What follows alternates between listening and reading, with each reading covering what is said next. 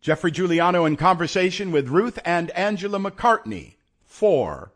Written by Geoffrey Giuliano. Narrated by Geoffrey Giuliano.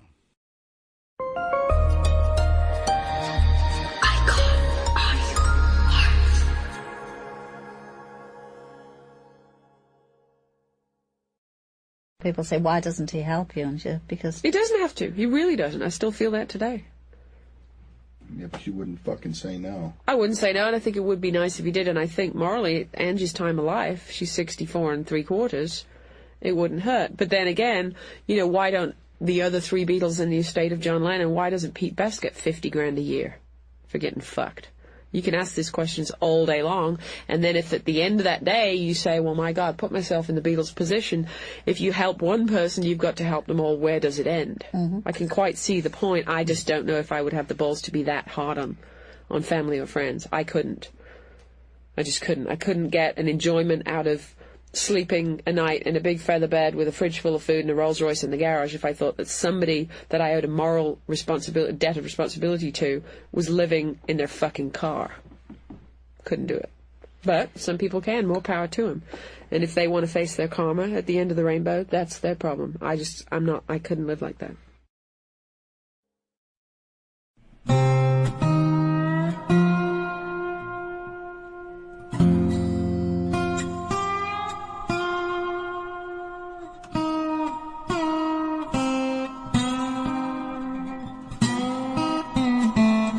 Angela McCartney was born in Liverpool, as you might expect, in November of 1929.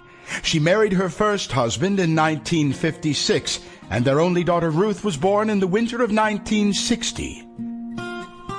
Angie, sadly, was widowed in 1962, after her husband was involved in a tragic car accident, and some 2 years later, she became acquainted with a lonely widower by the name of Jim McCartney. Jim was a kindly retired cotton salesman and one-time local band leader who also shared the distinction of being the father of Beatle Paul McCartney. The couple were married in 1964, with Jim formally adopting Angie's little girl.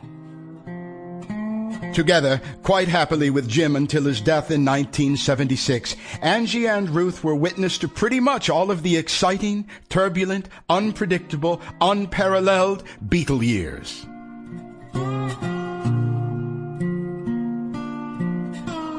Along the way, both ladies formed deep relationships with not only Paul, but also his brother Mike McGear, all of the Beatles and their wives, of course, as well as a host of other A-list celebrities, rock stars, and people of the day.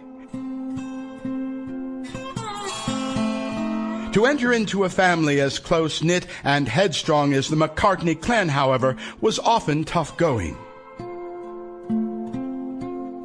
Notwithstanding the ever-present pressure on their lives as the family of Beatle Paul and the madness which swirled around those lucky, or perhaps more appropriately fated, to be part of his confidential, exclusive inner circle.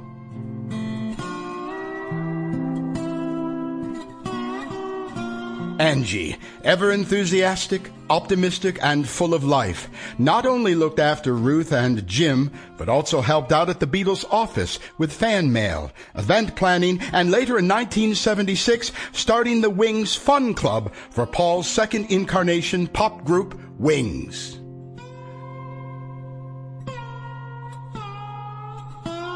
For Ruth, being the kid sister of the sexy Beatle was at first a thrill and later a definite challenge. At school, she was taunted and teased mercilessly, sometimes even bullied because of her famous family. Following the ever-dignified and gentle Jim McCartney's death from complications of arthritis in the late 70s, Ruth and Angie's relationship with Paul inexplicably soured, and they were soon out on their own once again.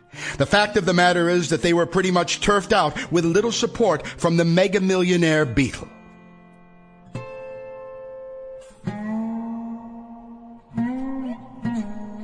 The two then moved to London in search of a new life, and for a time they found work with show business impresario Michael Cohen. But unfortunately, nothing much really happened, and they then drifted.